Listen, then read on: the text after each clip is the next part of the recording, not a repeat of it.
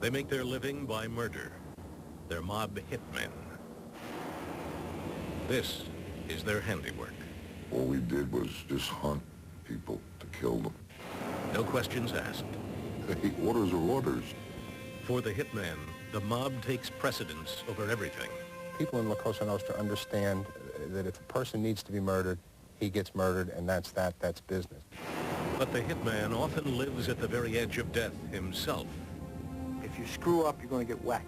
And every mob hitman carries secrets that are priceless to the government. Secrets that can do in even the most ruthless Mafia Don.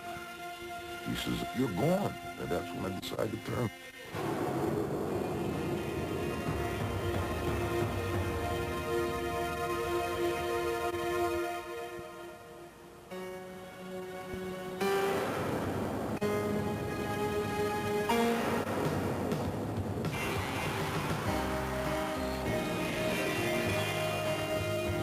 Philadelphia, city of brotherly love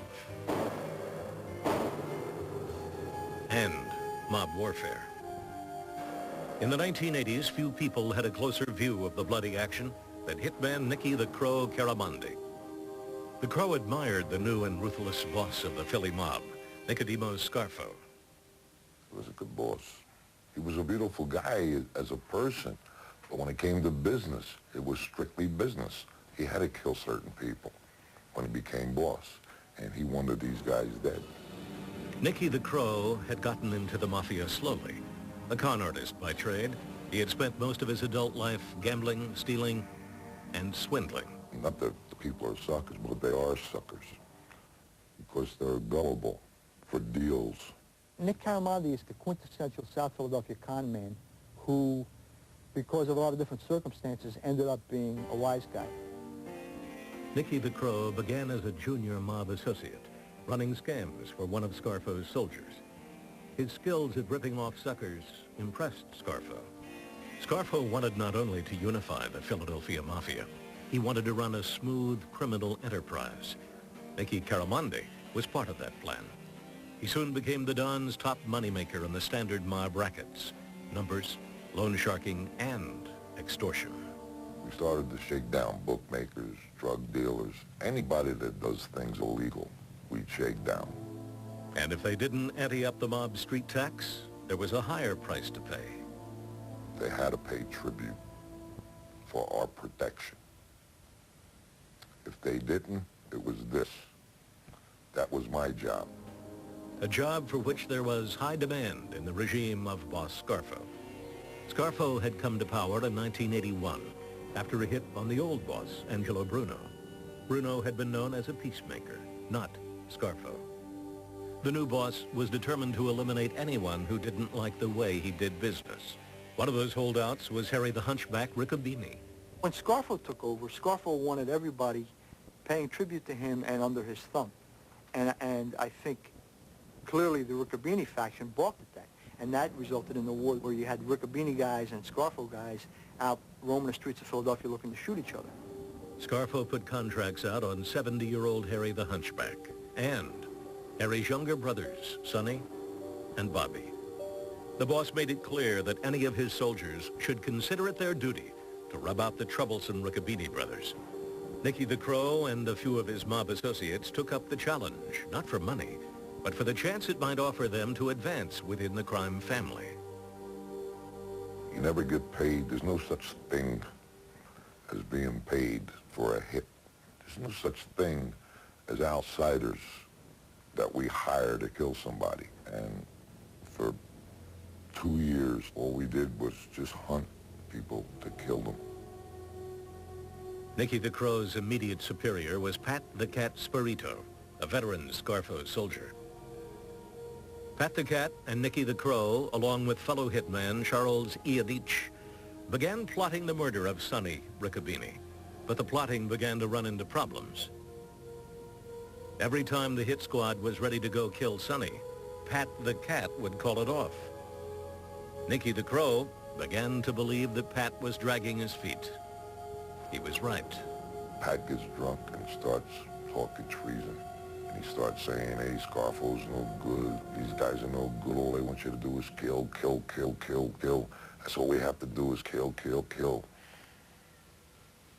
I look at my partner. I say, hey, this guy's talking treason here. I don't want to hear this. Now Nicky the Crow and his partner Charlie began to fear for their own lives. Scarfo was waiting for them to kill Sonny Ricobene, and the job wasn't getting done. They decided to go over Spirito's head and reported his treasonous talk to his boss, Salvatore Merlino. He says, you see, Pat, it's this. Take care of it. It's a good thing you guys come here because you guys were in a lot of trouble. That means this when he means trouble. Now Nicky the Crow had to turn his gun on his mentor, Pat Spirito. It was kill or be killed. Nicky and his partner Charlie devised a scheme to hit Spirito. They would murder him during one of their planning sessions for the Sonny Ricobene hit. I was going to put a small 25 in my pocket, so Pat couldn't see it in my back pocket. I would be waiting outside my apartment house for him to pick me up and jump right in the car, the front seat. We would then go pick Charlie up. Nick Caramundi and Charlie Ian each told Pat they needed to drop off some loan shark money at this corner. When Pat pulled the car to the curb, they would shoot him and run to a getaway car. But there was a glitch in the plan.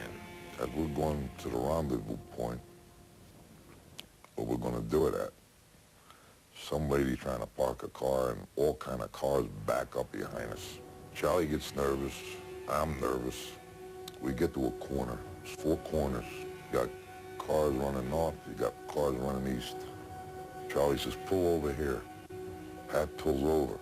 He looks at me. I look at him. Now I'm waiting for Charlie. I got my hand on the door. All of a sudden, bang, and it made a hell of a noise. And Pat goes like this. Right, like his head leans right to me. And Charlie pumps another one. Bang. Pat the Cat was dead. Now the 2 hitmen had to make their escape into crowded traffic, swarming with potential eyewitnesses. I jump out of the car. Charlie gets stuck behind the car. Charlie was a big, muscular guy. And I'm pulling him out. And we start to run to the getaway driver. There was another problem. The getaway driver didn't stop the car on cue. This guy keeps rolling with the car. Stop, you son of a bitch. We're screaming at the guy. I'm screaming at the guy. Charlie's in shock. Charlie jumps in the back. I jump in the front. Go, go, go. The final step of the hit was still to come. Nicky the Crow and his partner Charlie had to find alibis and get rid of the evidence. After you do something like that, you got to go to a house. You get cleaned up, change your clothes because of the gunpowder. It gets under your fingernails, it gets on your clothes. This is proof that the cops could use. You got to take a shower, and you got to use vinegar, white vinegar, when you take a bath so all the stuff comes out of you. This all takes 15, 20 minutes. He goes and meets somebody. I go to this bar, and all of a sudden it comes on the 11 o'clock news. Mobster murdered. Oh, my best friend, and I start to cry. You know, oh, who killed him? Why would they kill him? You know, I'm putting an act on, and everybody knows it.